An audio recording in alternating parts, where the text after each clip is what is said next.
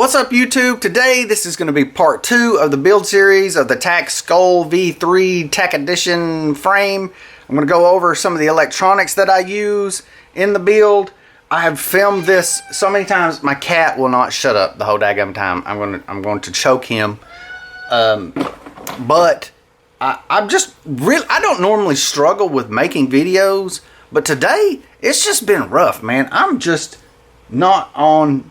I'm talking too much, like I'm doing right now. I'm just rambling while I'm trying to like show y'all the parts and everything. So this is like take 4 on this. Some of these things are already opened. You'll see when we get to those parts that I've already opened some of this crap and talked about it way too much. Here I am rambling again. Let's move on to the build stuff. Here we go. All right, first we want to talk about the Axii V2 flight controller. I do want to speak on this just a little bit. I am not sponsored by Axii. I wished I was, but I'm not.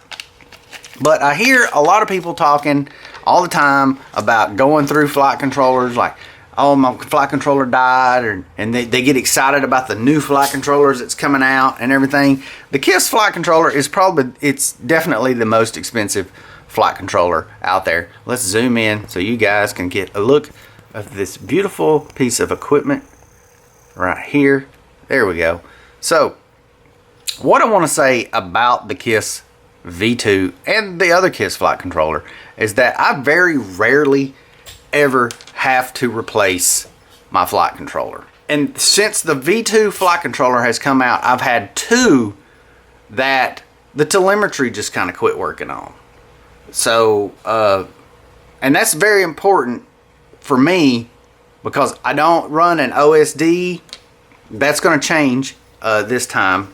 We'll get into that, but I feel like I'm talking way too much about the flight controller, but I just really want people to understand that better only costs more once. And I don't have to. I may pay $79 for this flight controller, but I'll have this flight controller for a long time and love every minute of it.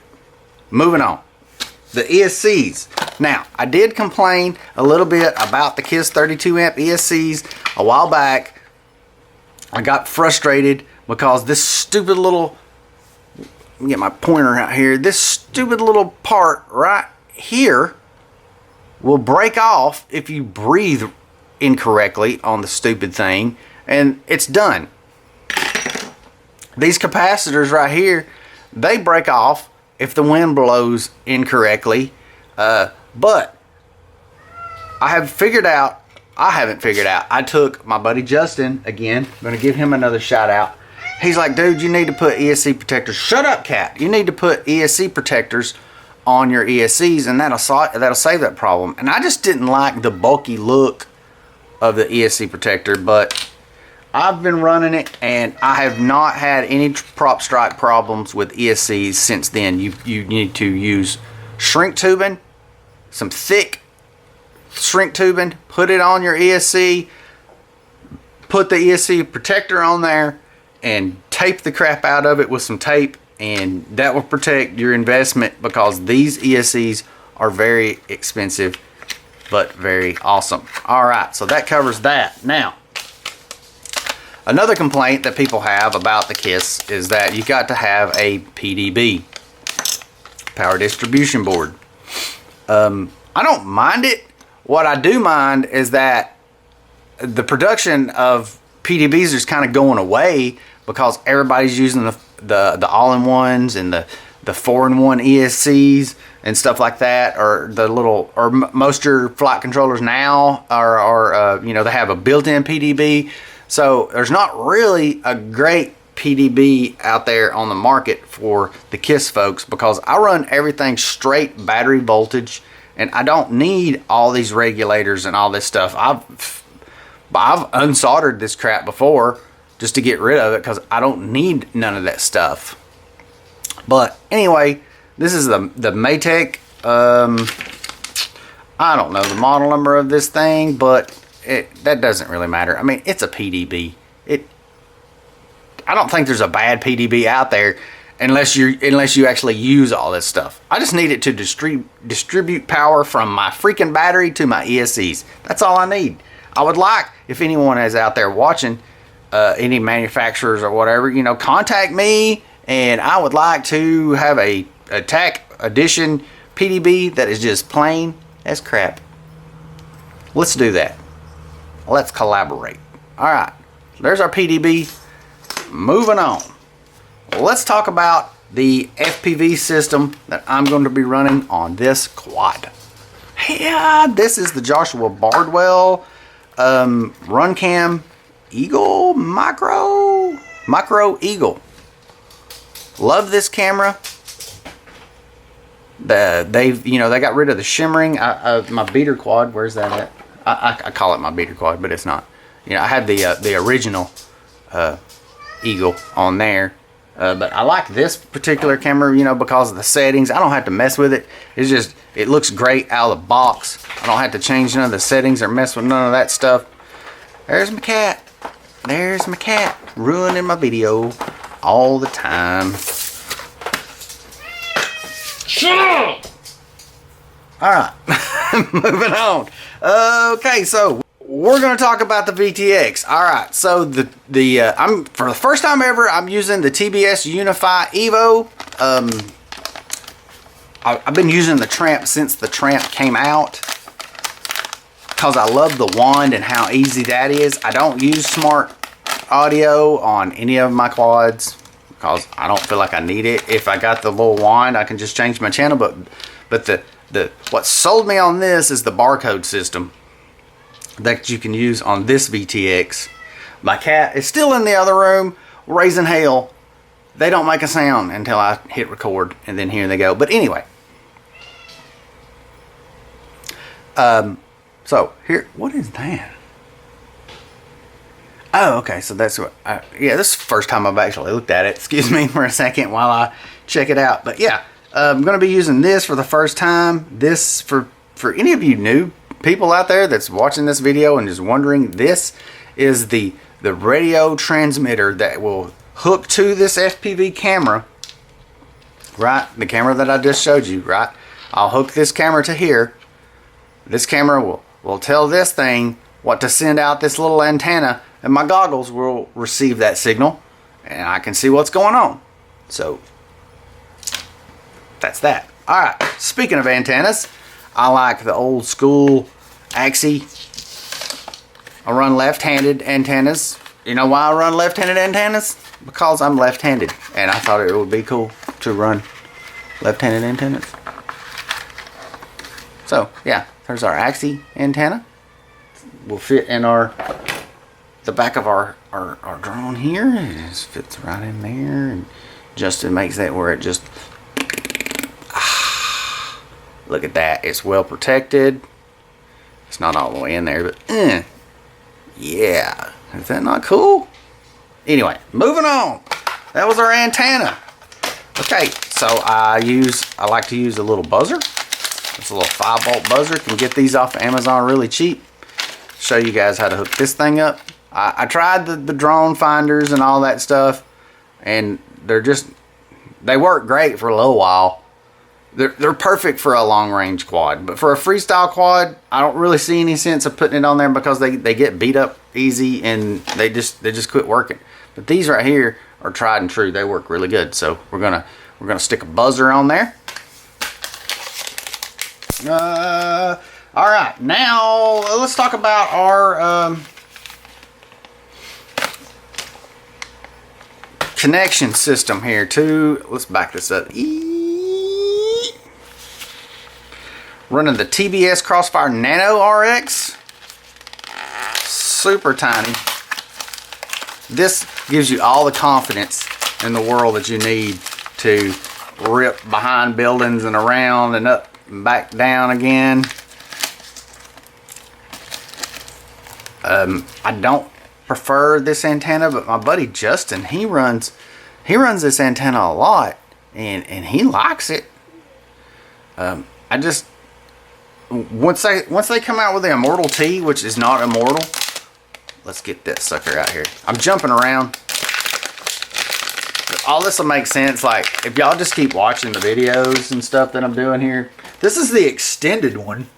that I probably don't need, but I seen they come out with that, and I've had trouble with, you know, because I believe the original one is about that long, right in there somewhere maybe, and I was having trouble with it reaching. But I think this one now is going to be all wadded up, because it's going to be like something like that. But anyway, there's like a metal cable in here, and this handles prop strikes like a champ, where this just nick it and it's done. So enough about that. This is the antenna that I'm going to be using. It's the Immortal T from Team Black Sheep. This is the receiver. This is where what the radio talks to the drone with. Yeah.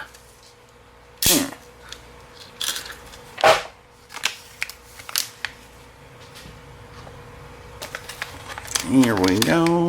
Come on out there. Get out of there. All right. Look how tiny that little receiver is. Okay, so this is the receiver that we used to use on 2.4 gigahertz and didn't get, you know, got a pretty good substantial amount of range from this.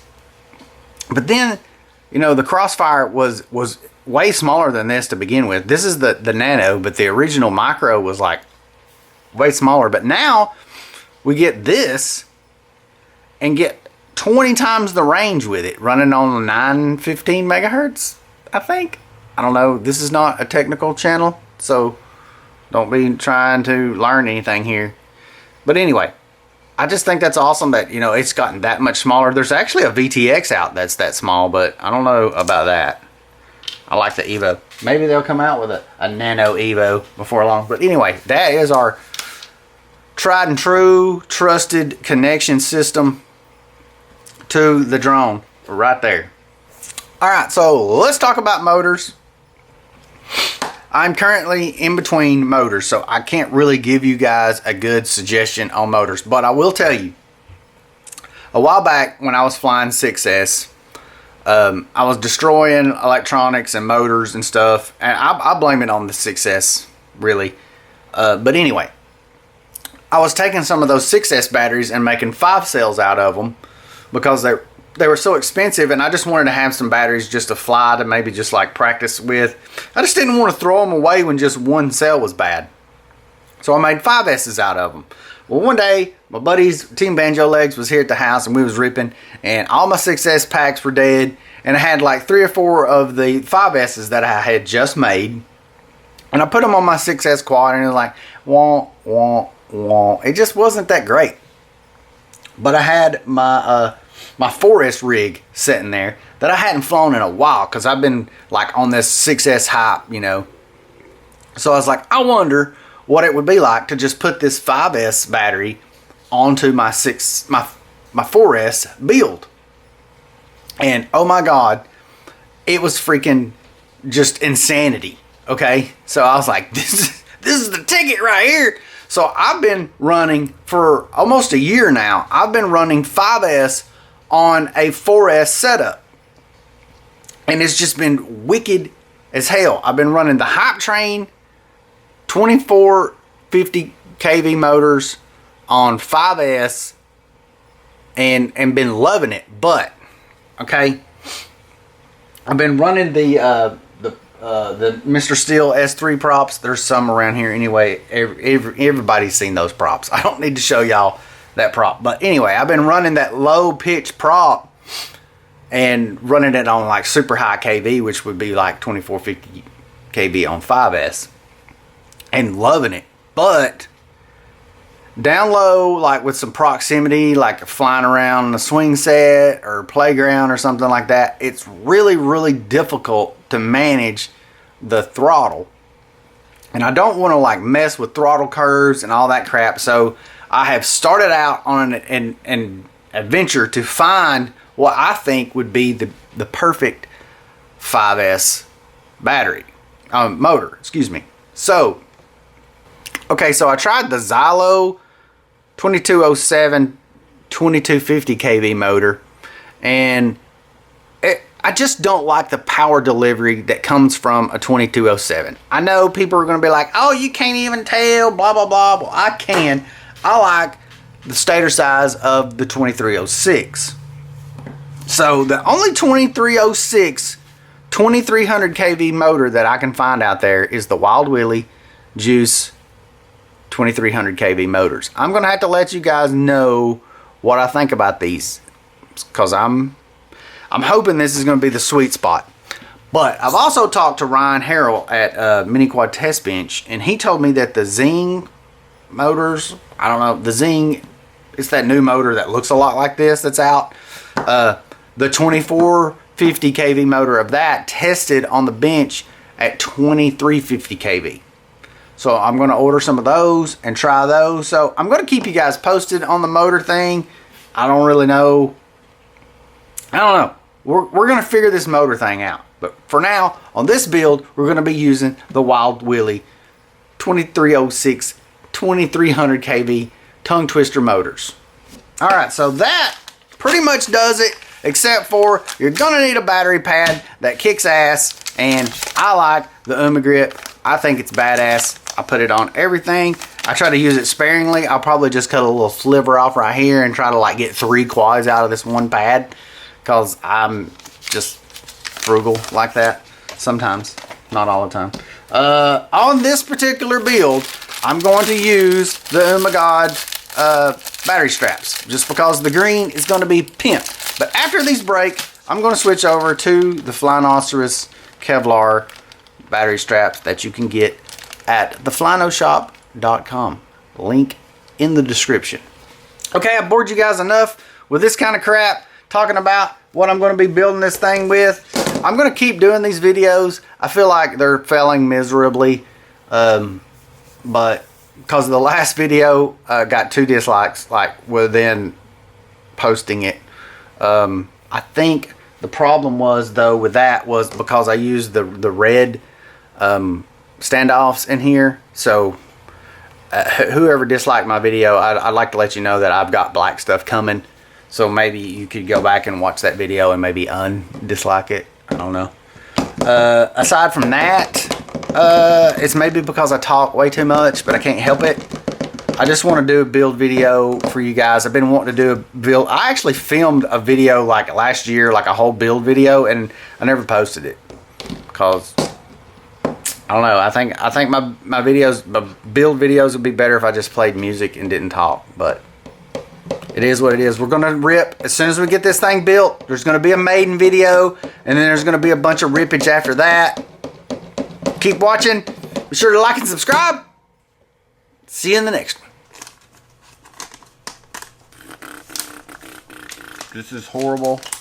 This video is horrible. I'm probably going to redo it all. So let's get into the FPV system. Oh my God! Shut the fuck up! Go away! You ruin every fucking video I make, cat.